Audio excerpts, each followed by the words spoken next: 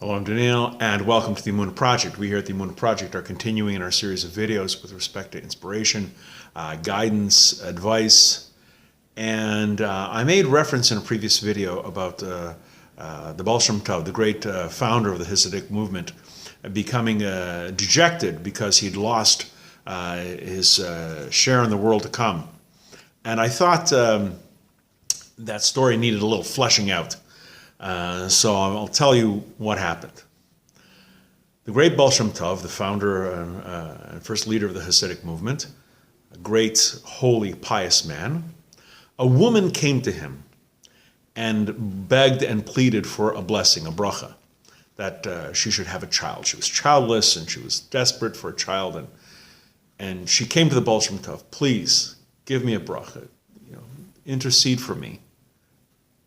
I want very badly to have a child. The Baal Shem Tov said to her, I've looked into this matter, and I have foreseen that you are destined not to have a child. There will be no future generations coming from you. I'm sorry. Your fate is sealed.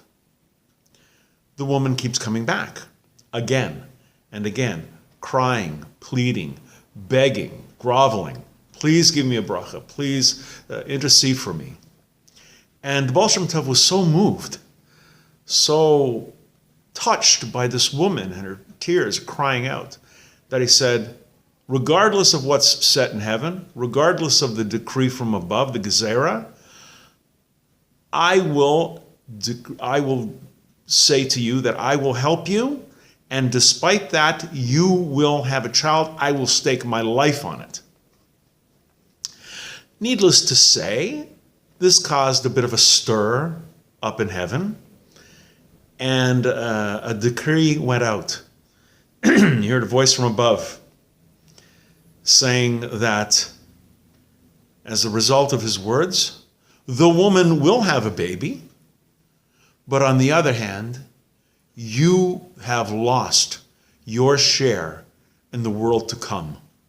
You have lost it completely. That share that you've had, that you've built up, and try and imagine that his share in the world to come, all the mitzvahs, all the studying, the commandments, the inspiration for an entire generation of people, lost. That portion gone forever.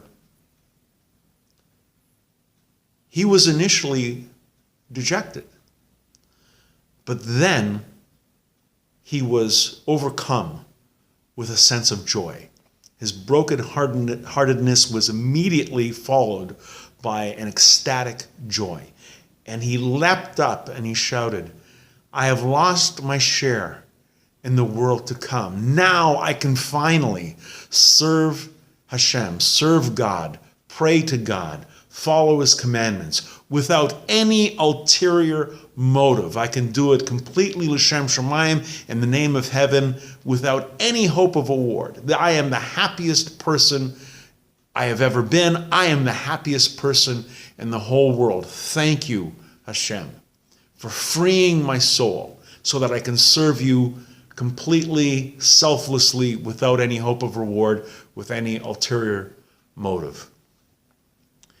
These words so moved the heavenly court that it said, okay, you've lost that share of the world to come, but as the result of your declaration and your acceptance and your happiness and this outpouring of joy after your brokenheartedness, although you've lost that share in the world to come, you get a new share, and it's double what the old one was.